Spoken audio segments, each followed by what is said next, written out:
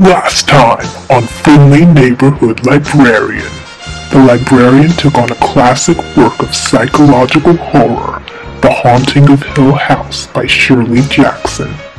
She bemoaned the decrease of truly terrifying monsters in favor of tame romantic ideals. But as we all know, a librarian's journey is never complete until she has procured every kind of literature the world has to offer. So it was our librarian boldly set out on a quest through the internet. A quest not undertaken by the faint of heart. A quest leading her right into the labyrinth that is fanfiction.net. So it was that the librarian got her wish to read truly terrifying literature, although probably not in the way she intended. Today, she is ready to share with the world the strange things she has found. Keep heart, brave soldier. The day of fanfiction has come.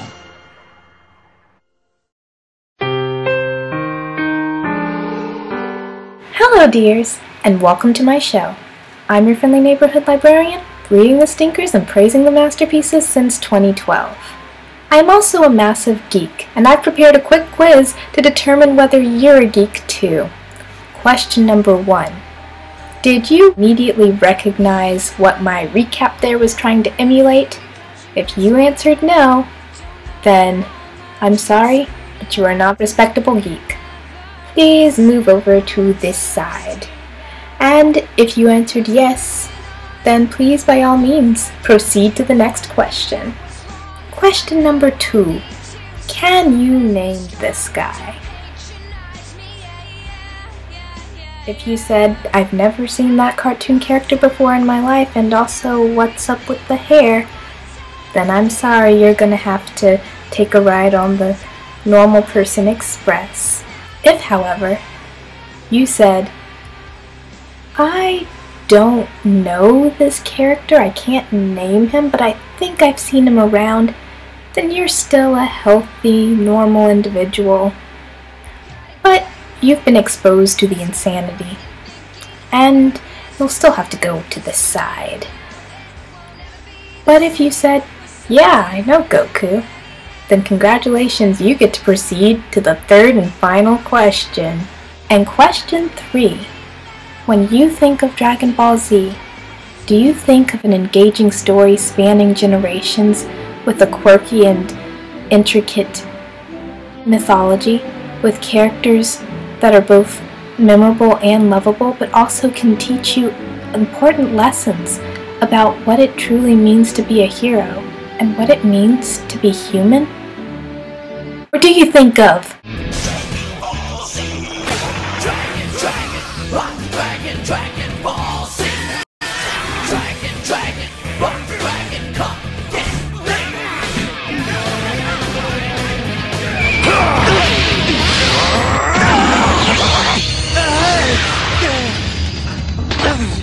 What is the matter? Can't find me!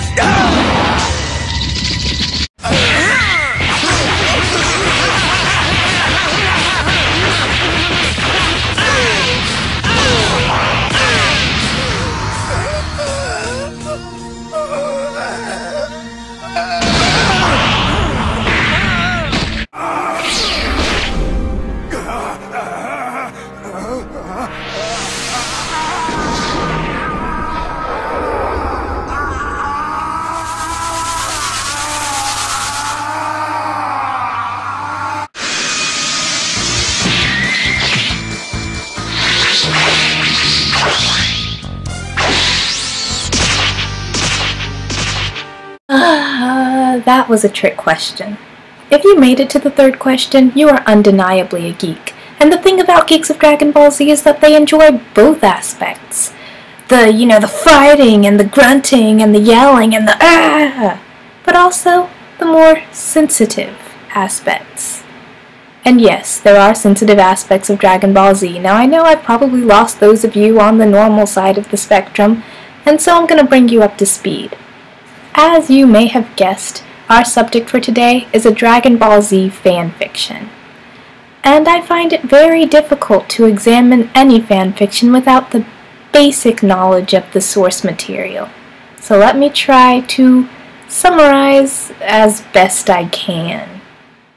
Okay, so Goku is our main character. Cheerful guy with a monkey tail that causes him to turn into a giant monkey whenever he sees a full moon. You know the concept. He's basically a werewolf. Except, primate version. So anyway, there are actually 3 Dragon Ball series. The first is Dragon Ball, which is Goku's adventures as a kid and young adult, then his adult adventures in Dragon Ball Z, and finally his older adult adventures in Dragon Ball GT, which a lot of fans like to pretend doesn't exist. For context, he gets married at the end of Dragon Ball, has a baby son at the beginning of Dragon Ball Z who has grown into a teenager by the end of Dragon Ball Z, and has a granddaughter and 2 grown sons in Dragon Ball GT. We are concerned with Dragon Ball Z, Goku's prime years. Goku is a martial artist who loves to fight, loves food, and lacks any sort of corruption. He is basically too good to be true, but he lacks common sense a lot of the time and doesn't share the boundaries that other people take for granted. He was actually part of the now almost extinct, Saiyan race, a humanoid alien warrior race which explains his tail and his abnormal strength. He marries a human woman named Chi-Chi and produces a half-Saiyan, half-human hybrid in the form of his son, Gohan. Chi-Chi becomes very fixated on Gohan studying and becoming successful, whereas Goku is mostly concerned with training and getting stronger. Gohan is more gentle than his father at heart, but has a knack for fighting and ends up helping out and saving the world, because that's kind of what Goku does. Anyway, Goku has a group of friends called the Z Warriors who are actually made up of Goku's former rivals and enemies. Goku just has a knack for befriending those who wanted to kill him. Among these enemies turned allies are the Saiyan Prince Vegeta, who was one of the last survivors of Goku's race and very prideful, and the Namekian, meaning a person from the planet Namek, who looks like this. Anyway, the Namekian Piccolo. Piccolo becomes one of Gohan's closest friends, a mentor, and almost a second father. Basically, the storyline goes a little like this. Some evil threatens the Earth, and the Z-Fighters go out to fight it, but they all ultimately prove useless unless they are Goku. And sometimes Gohan. Now I guess the other most important thing you should know is why the show is named Dragon Ball. The Dragon Balls are 7 mystical orbs that, when gathered together, summon the eternal dragon who can grant any one wish. Usually these are used throughout the series to bring back fallen comrades, because people do die in this show, but usually not for good. Rules concerning that: the dragon cannot bring people back from natural death, like old age or disease, and people can't be brought back more than once. Once the Dragon Balls are used, they turn into stone and are scattered across the globe, and cannot be used for a year. You got all that? I hope so, because we're about to blast our way right through When Somebody Loves You by Thicker Than Love. Wait, When Somebody Loves You? When somebody loved me, everything was beautiful. Nah. Now, fanfiction, by its very nature, is derivative. I'm not saying that as a negative. I myself am a proponent of fanfiction. But I cannot deny that you are using other people's ideas when you're using fanfiction. However, all writing is derivative to some degree. Fanfiction is just a little more honest about it. But there's inspiration, and then there's taking things. Now, I admit the title When Somebody Loves You and the similarity between When Somebody Loved Me is a stretch, but I noticed some other suspect titles, the chapter titles. Can you hear me? Am I getting through tonight? Can you see it? Can you make it feel alright? You can hear me. Let me take his place somehow. See, he's not just anyone. He's my soul.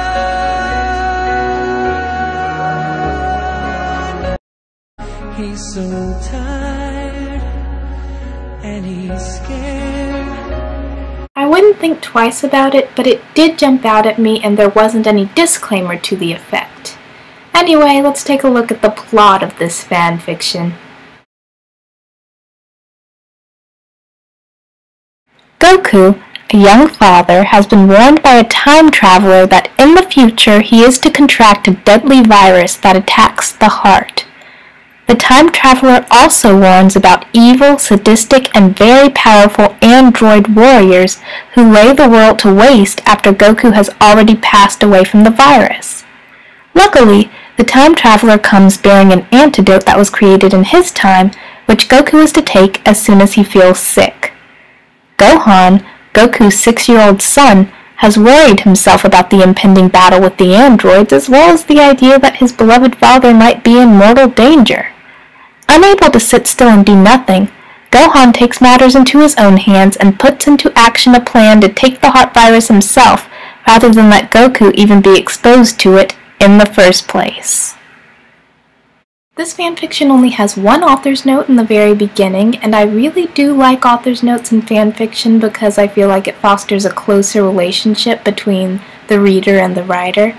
But like anything in excess, excessive author's notes are grating, and so I am glad that the author didn't pop up every chapter.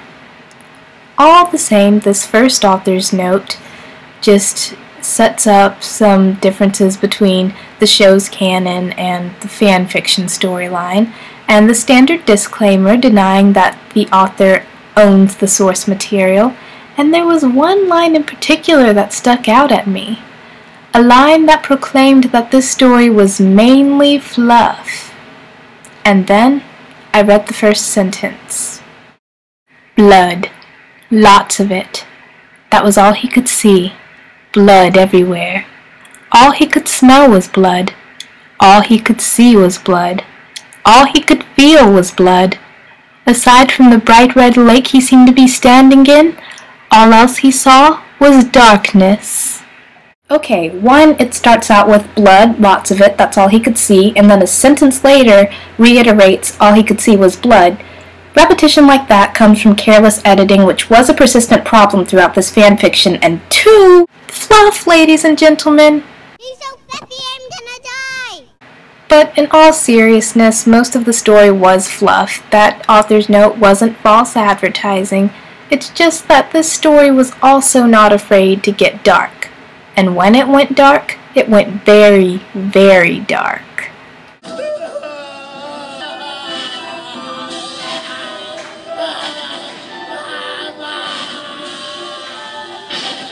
The nightmare sequences, one of which turns out to be this first chapter, are intense. Literally, I was truly frightened by them. What an accomplishment. Now that said, there is an awful lot of fluff, to the point where I got the feeling that this plot was an excuse just to have the characters display how much they love each other. Oh, Warner, tonight's just perfect. No, you're perfect. No, you are. No, you are. No, you. No, you. Okay, I'm even irritating myself. Now there were some scenes that I felt were kind of uncomfortable. Good morning. Hey. How are you? Please have a seat. Oh. No. Namely, the discipline scenes where Goku spanks Gohan. It was almost written in a sort of abusive way, but it wasn't meant to be abusive, if that makes any sense. Another thing that I found really uncomfortable was the way that the love between these characters was written. I got the feeling that the author let his or her feelings towards these characters influence how he or she wrote them, to the detriment of keeping them in character. It was never purposely disturbing in this regard. Some of the times the interaction between this father and son came across more romantic than actually paternal.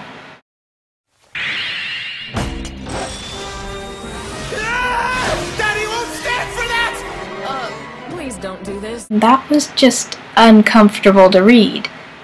The basic premise of the story appealed to me. I mean, the idea of knowing your future and trying to change your fate. If you had the chance to change your fate, would you? And the fact that all these major decisions were being made by a 6-year-old whose main motivation is the selfless love for his parent, to the point where he would sacrifice himself. It's the stuff of Lifetime movies. And it's the stuff that I eat up. This story wasn't ambitious enough to try for any new ground. Then can we go home? But within its genre, it succeeded in what it set out to do. I definitely felt the plight of the characters, the desperation that Gohan had to keep his father alive. Dad, come on. You gotta get up. The unconditional love that Goku had for his son, as well as his exasperation at Gohan's recklessness. It caused you so much trouble. Can you ever forgive me? Just remember, when you hear the surf roar against the dock at night, when you feel the tingle of salt in the air, it's only your father still a little too much in love to let you go. And those two things clashed in a way that created excellent tension in and of themselves. This story is filled with tension from all sides though. Tension about the menace of the androids, and I love how they're so mysterious. You know enough about them to be terrified of them, but you don't know enough that you feel like you really know about these androids. I love that. And there's also the tension with the heart virus itself, because at first we're not sure exactly who's going to get it, and then once we do, we're not sure exactly how and when it will manifest. Another thing that I really love about how this story was written was that it didn't use cliffhangers too often. Cliffhanger, hanging from a cliff, and that's why he's called Cliffhanger. Can't hold on much longer. Every chapter felt like a complete story. Although all the chapters came together into a big cohesive whole, every part felt like a complete part, never like the author just cut off the story and you needed to read the next chapter to find out what happened. Every chapter had its rising action and its conflict and its conclusion. Even the cliffhanger chapters had conclusions, they just had another aspect that was left unresolved. And they were only put scarcely in the story, which made them a lot more effective. The 8th chapter in particular had an ending that made me literally gasp and hurry to click to the next chapter. Speaking of how it was written, it was in third person and did shift points of view a lot, mostly between Gohan and Goku. There were other characters who we got to hear from as well, such as Bulma, the scientist who is trying to find the cure for the heart virus, and Chi-Chi, Goku's wife and Gohan's mother. And there were other characters too, but it was basically a small, tight cast. The other characters were cameos at best. The point of view switching was never confusing, it was always done very well. One way that the characters were developed and their relationships cemented was through flashbacks. Now there were more and more flashbacks as the story progressed, and I didn't really like that. I felt like it totally halted the action, and I didn't like how it was labeled flashback, and then when the flashback ended, it was labeled present. I don't think that was entirely necessary. I think simply changing to italics and a scene break would have been a lot more effective. Also, the flashbacks were often just a little too sappy for my tastes. There were typos. Sam did nothing wrong. She didn't do the thing you're mad about. She's not that kind of girl. Oh, I wrote that. Not enough to be too distracting, but enough that it's worth a mention. Since it's fanfiction, I do go a little easier on typos and grammatical errors, But just because you're posting something online doesn't mean you can't run it through spell check and grammar check. The story is honestly so good otherwise, the writing is so good and so advanced that I feel like I really should be a little hard on those typos. They detract from an otherwise very well-written piece of literature. It's not a huge deal, but I really like the way that the chapters are numbered with Roman numerals. It's a neat stylistic choice, and it does help to differentiate this story from the tons of others on the net. It makes the story feel a little bit classier. There are canon issues, and by that I mean that there are mistakes. Some of them can be explained by the fact that this fanfiction is labeled AU, or alternate universe, and yes, there are going to be some changes. For example, Gohan's age. But there are changes that really have no excuse for being there and read as mistakes. For example, this story claims that Piccolo's blood is green. No, it's not. His blood is purple. His skin is green, and I can see where that could be kind of confusing, but then not really, because if you've watched the show, then you know that characters do end up bloody quite a bit, and so yes, you do clearly see that Piccolo's blood is purple. When you read fanfiction, and you're a fangirl, or a fanboy, as the case might be, errors like this will bug you. Now, speaking of factual errors, there's a part where Gohan's feverish and his temperature is revealed to be 39 degrees. Now, correct me if I'm wrong, but isn't your normal temperature 98.5? So wouldn't 39 degrees basically mean your blood is freezing? Wouldn't you look a little something like this? My reaction exactly. But in all fairness, maybe the temperature was supposed to be in Celsius, and maybe the Japanese traditionally take temperature in Celsius. I'm just saying that it threw me off a little. There are neat, subtle homages to the show, like a quick throwaway line that Goku has where he mentions that they're all speaking in Japanese, even though of course this is an English-written fanfiction. And this is also a nice, clever way to set the scene, because the show did take place in Japan. Well, when it was set on Earth anyway. It's also very appreciated that this fanfiction did not feel the need to resort to overused internet memes. Say it with me, everybody. It's over 9,000! Yeah, and I actually have a proposal for the geek community. Maybe we could replace that meme with something a little fresher. Over 10,000. Huh? Who's with me? The number's bigger? I felt like every character was treated with some respect. Now, there were some lines and some comments that I perceived as sort of little digs at the characters, but it was all in jest. It was all humorous. Now, speaking of humorous, there were times that the story was a little unintentionally humorous. But that kind of just comes with the territory of writing a serious story with characters that aren't from exactly a serious show. There are 16 bite-sized chapters in this story. Enough to whet your appetite, but also enough to satisfy you. If you sit down and read the whole story straight, it won't take you more than a few hours. To put things into perspective, this is the thickness of my printed copy. That is double-sided. Obviously, you can read it directly off the net instead of killing a million trees like I did, but I prefer to read hard copies of my literature. The story ends conclusively and yet open-ended at the same time. It happens at a midpoint in the show, so of course you know that there's more to come, there's more in store for these characters. But this chapter of their story is closed. I really like the way that the ending was handled. This story managed to capture the rhythm, cadence, and charm of the show, which isn't any easy feat.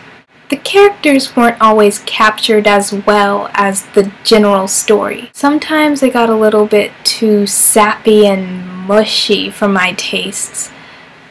I can understand why this would pop up in fanfiction of Dragon Ball Z, though. The actual show is so lacking in a lot of emotional scenes that I feel like fans would get starved for emotion, and so they make their characters a little bit more emotional, or at least a little bit more open with their emotions.